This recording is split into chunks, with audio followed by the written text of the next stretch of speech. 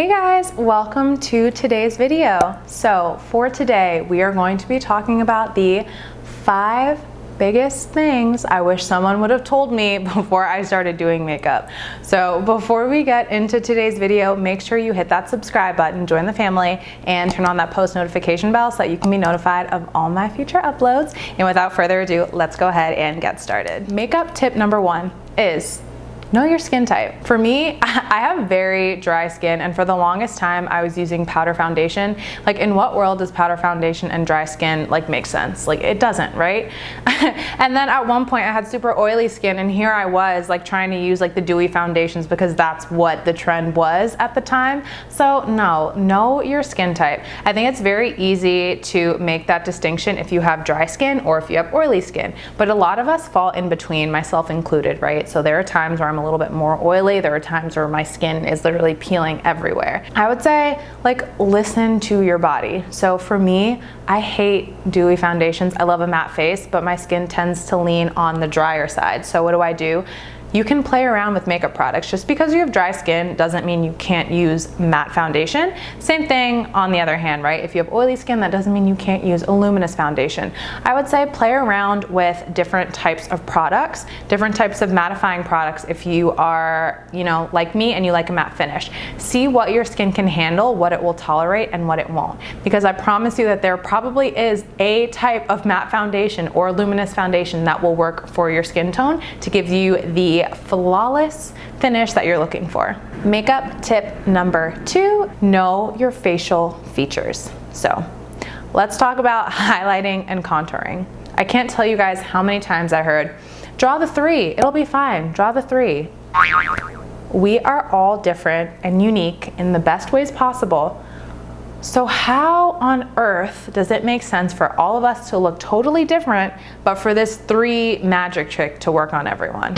Like, that doesn't make sense. You really need to find the natural curvature in your face to determine how best to contour in a way that looks flattering for you. For me, that's literally like sucking in and like finding that line and creating that shadow so that it's flattering for your face. If you have a small forehead, for example, and you're putting bronzer all over it, it's just going to shrink and shrink and shrink and shrink your face, which you may not want, right? Same thing if you have a larger forehead and you're not putting enough, right? You're elongating your face when really what you want to do is balance things out. Look at your body, read your body, understand your bone structure, and highlight and contour in a way that makes sense for you.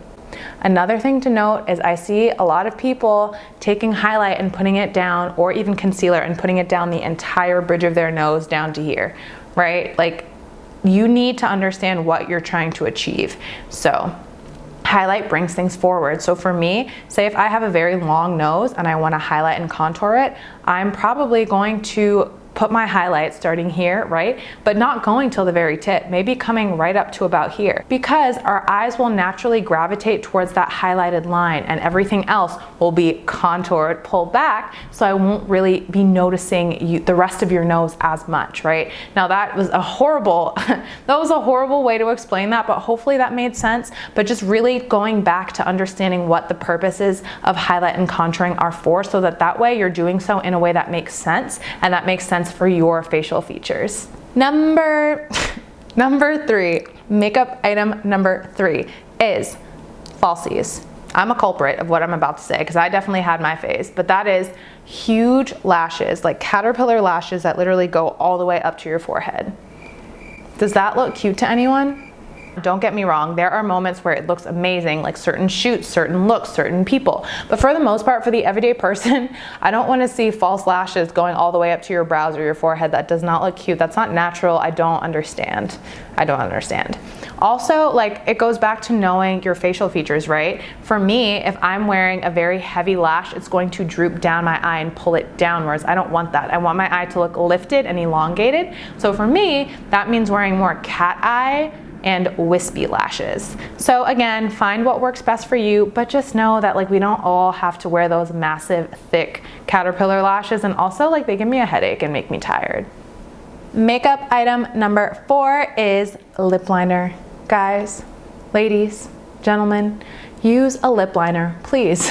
I know, like, again, I was a culprit of this. hence this video. But like, I'm thinking back to like maybe 10, 15 years ago at this point, when everyone was doing like the Nikki pink lip or like the brand new like concealer nude lip without liner. If you're getting your photo taken and you're not wearing any liner and just like a nude lip, you're gonna, like, your lips are going to blend in with your face and you're going to look crazy. That is the point of lip liner. Lip liner was created for a reason, right? It is used to add that definition back in, add that depth, make you be able to see your lips. So make sure that you are using a lip liner, especially all the time, but especially if you are wearing nude lipstick, preferably one that's 1 to 2 shades darker than your natural lip line. My personal favorite is the ColourPop BFF 2 liner. I actually just talked about this in a previous video, hence why I have it right here. But check out this line, it's really good, and they have a couple different options depending on what skin tone you are, but use a lip liner. And the last makeup tip that I wish I had known prior to starting makeup is highlight. Now, highlight was everything and more back, what is this, like maybe like 5 years ago at this point, and I'm talking about like beaming, sparkly highlight. Not good, too much. If you have texture, all that will do is emphasize it, and you don't want that. That's why like today, I like a more like subdued, natural like look, highlight look. It just looks better. And again, if you still prefer that beaming highlight look, that is totally fine.